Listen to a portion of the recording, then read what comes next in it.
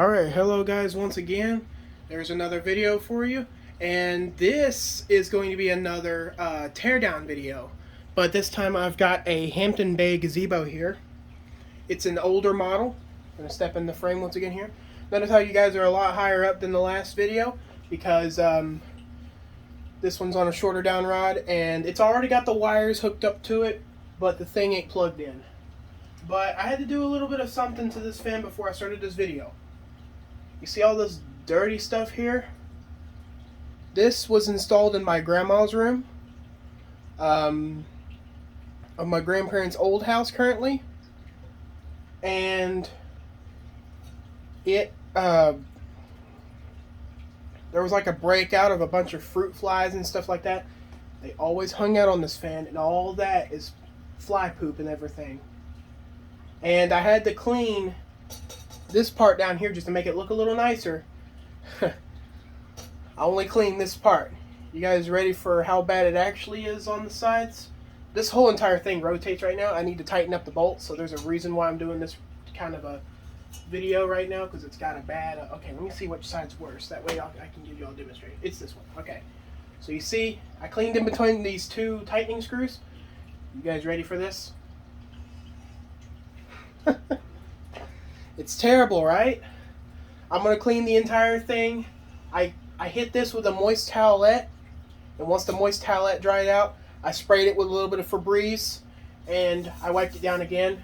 You can clean this with just about anything. You can just clean it with water and come off just fine. The fly poop, it's very, very easy to remove, especially off of ceiling fan blades. I've learned by experience that these pull chains can get so bad with it. I'm surprised these pull chains are still clean, but these pull chains can get so bad with it, and you just soak it in a little bit of water or something, and it comes off like butter. So it's easy to clean, false alarm, but I am definitely going to have to tighten this because this is terrible. So yeah, alright, I'll do that while I'm doing this video, but I got a perfect angle on this. Y'all can see, you'll probably see me, you can see this just fine, but yeah, definitely going to clean it a little bit more soon. I actually need to make sure I can plug this bad boy in. Okay, I'm going to have to unplug one item just to get it to plug in. I had to unplug my wax melter. So there it is. That's unplugged. Alright, so this one takes the glass that's all the way up there. I don't know if you guys can see it. I was just pointing at it. Oh yeah, y'all can see it. Let me point at it. It's right below my finger, right there. It takes that glass. And, well, let me just clarify that real quick. I think it's that glass that it takes. Actually, never mind. I lied. It's actually, that's the one I bought from Home Depot that didn't fit to the other gazebo, because I was trying to get a glass for the other gazebo, but now I have a perfect piece to match up with at another hardware store or something. It is actually... oh, y'all cannot see it from here. Yeah, y'all can't see it from here. It is just above that schoolhouse globe. It's kind of sitting on top of it. Y'all can barely see it. It's about as dirty as the fan itself. And that schoolhouse globe is the same amount of dirtiness, because that came off this Hampton Bay Littleton that I have somewhere in here. Yeah. So now, let's go ahead and start the teardown, and then I'll put it all back together in front of you, because I'm pretty sure some of you would like to know what's inside of these ceiling fans with these massive light kits. Well, unfortunately, the ceiling fans with these massive light kits, they're a little harder to install. Not on the top, but to install the blades, this has to be off, which I'm pretty sure this comes off. Like, comes in the box off. So, yeah. This is something you have to actually put on yourself. I'm pretty sure the other fans with the light kits on them, like the 3-ways and the 4-ways, pretty sure they're the same way. They're off in the box before you put them on. So, yeah. And these sockets are loose too. I think I could tighten those. I know it is plugged in, but, I mean, not plugged in. I know it's wired up here, but it's not plugged in. So I'm going to go ahead and tighten these up. Scary, right? You got to stick the screwdriver in the socket itself. Oh, I can't turn it that way. Okay. Sometimes these screws will be really stripped out. Sometimes they won't. I'm hoping this one ain't the one that's stripped out.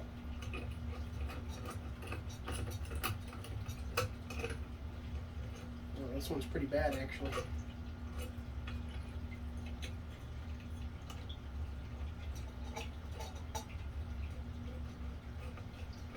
Oh, it'll work, it'll work. It's a really, really long screw for some reason.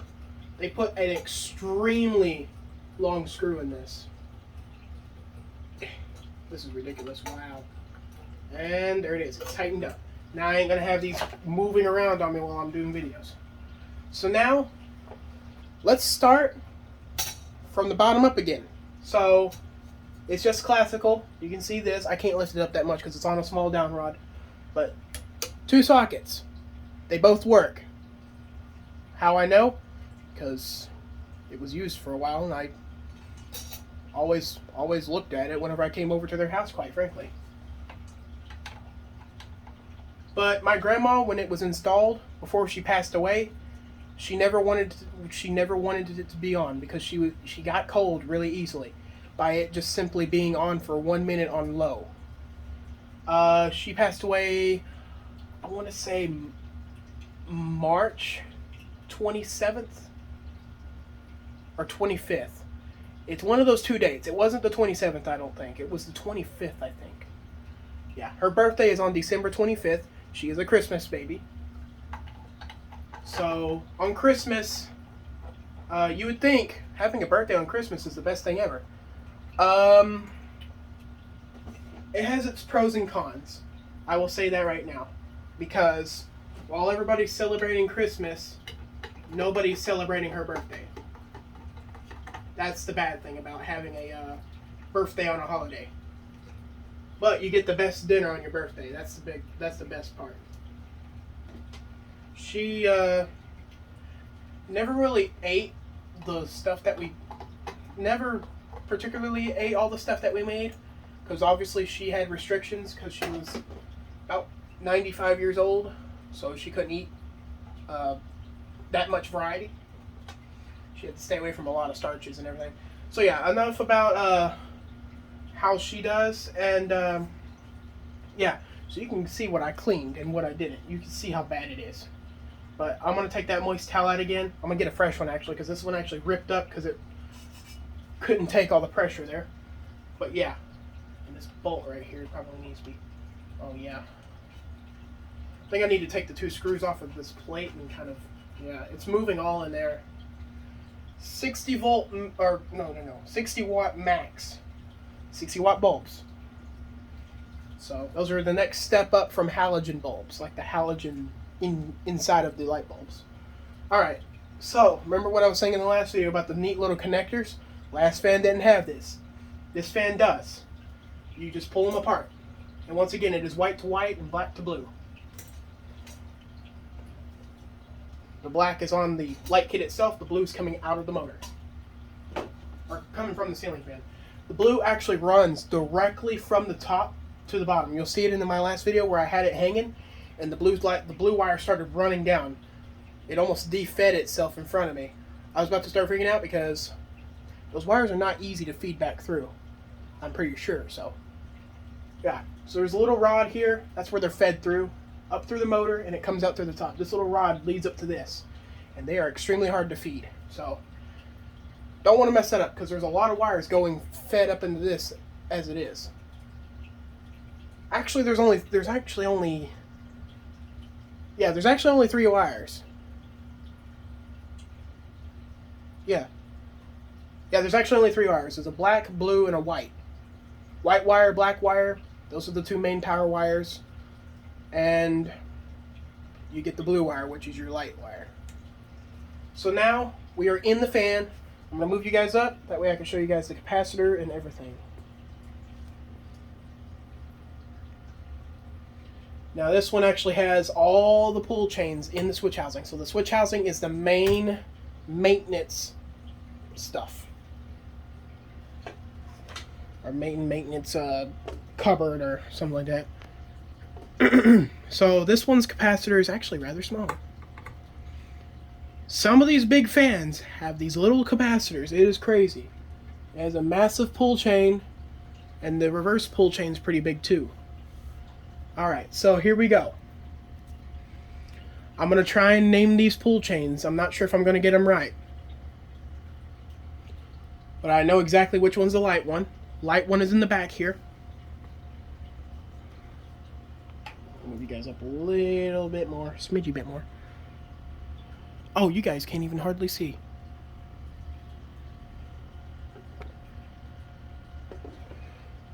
Alright, so yeah. This one right here that I'm pointing at is the light pull chain. This one right here, that's the speed. And this one right here is a reverse. But we will clarify that for sure, which is which, once I actually plug this fan in. I'm going to go ahead and plug it in like this. That way I can show you guys which is which, because I'm kind of assuming that I got it wrong. But I'm assuming the yellow one, since it's yellow, it's so different. So the yellow one, I'm assuming, is a reverse. Yep, it's the reverse, because see how nothing happened? It's got such a nice pull noise. Okay, that's the light, but obviously there's no light connected right now. Here's the speed. And right now it's moving the other way. We had it set to go the other way because my grandma didn't like direct wind. And notice the motor is not balanced. The motor itself is not balanced. Look at how much it's wiggling. I'm pretty sure that's because the screws are in it, but then again, the screws are very mis-centered. You can see them. It's kind of shaking on the screw alignments. So, yeah, that could be a reason why the motor's not, that could be a reason why this thing wobbles. I do believe it wobbled a little bit whenever we turned it on high, but we could very rarely use it on high. So yeah, here's the capacitor. It's a 4.5 microfarad capacitor. Yeah, I think it's just 4.5.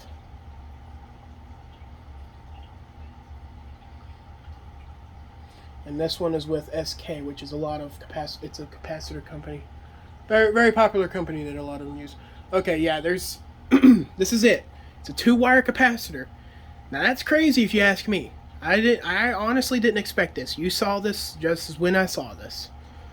It's a 2-wire capacitor going into a big fan like this. Surprising, huh? But to be honest with you, this is not spinning very fast. So this is aiming true. So now I'm gonna turn it down. Maybe it'll go faster on the other direction. I'm not sure.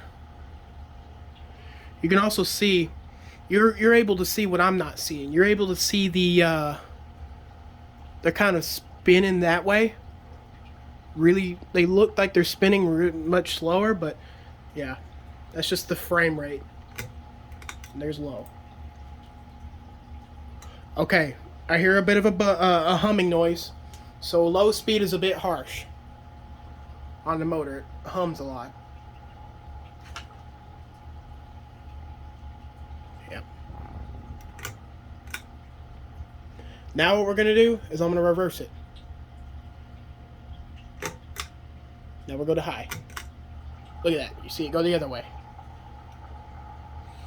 Now I'm going to, yeah, it's not humming that much. It's not buzzing or humming that much. But if I, okay, it's humming a little bit more. Okay, it hums about the same amount, but it seems to get louder whenever you have it on lower speed. I'm going to keep it going that direction because that's how all fans should start out. It's the summer too. It's really hot here in Texas, so I am on a roll on all my ceiling fan maintenance. And this fan does have this one white screw. The reason for that is because one of the screws got lost. So I replaced it with one of my spare screws that I had.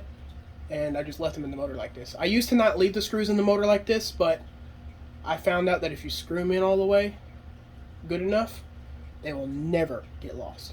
Never. So, yep. I'm going to go ahead and put it back together while it is unplugged.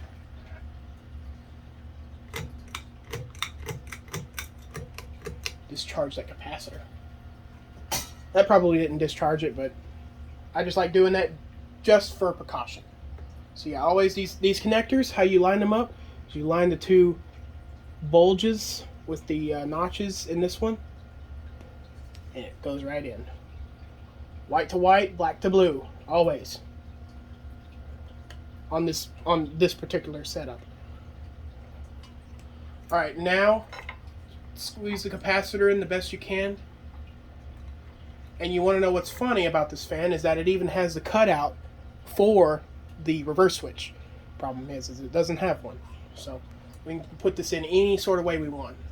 Just got to make sure the wires are all pushed in and nothing is smashed.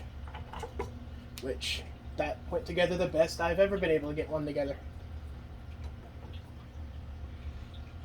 Don't mind me when I'm working solo on these fans. I put the screws in my mouth to switch hands on stuff. So.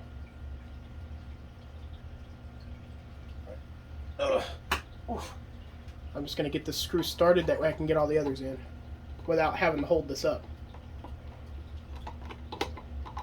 Right. Now I'm going to pop it out of the ball joint. Now I can work with both hands without having to hold this up. And I do have to sometimes push it up to get the screw to line better. But I'm going to go ahead and tighten them all the way. Because this oh, never mind. I'm not going to tighten them all the way because this last one is not lining up. Okay, the switch cap is, or the switch housing is loose. Ooh, I keep bumping you guys. I'm gonna go ahead and move you guys back a little bit. There we go. The switch housing is definitely moving around. Right, get that nice and tight. There we go. Okay, this one's actually lining up better than I thought. All right. And I will go ahead and put the lights in. I'm not going to put the globe on as always. I don't want to mess with the glass for these fans when I'm only doing teardowns. This screw's going to go in at an awkward angle at first, but it's going to line itself up. There we go. And always, as always, do not tighten the dog crap out of these screws. It's easier to strip metal than you think it is.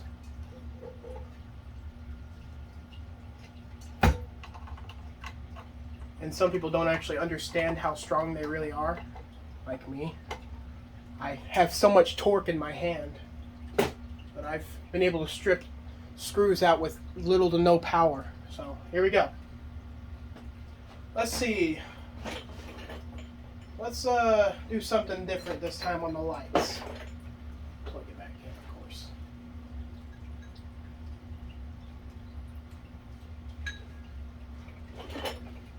Let's do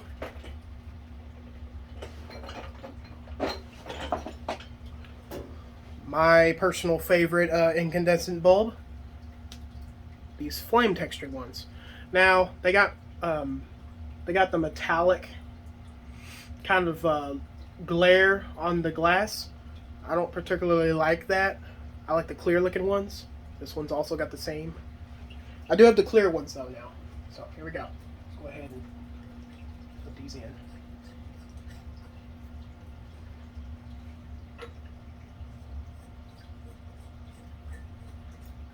All right. Wrong one.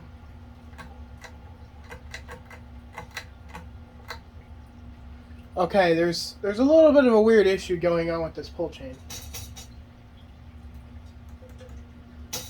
Alright. When you pull down, or when you first pull down, it stays on, right?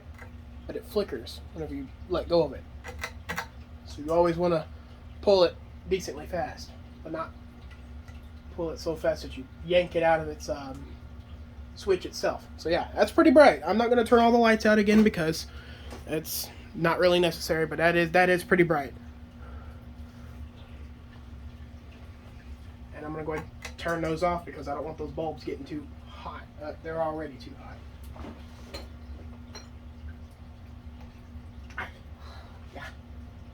Yeah, they're very hot already.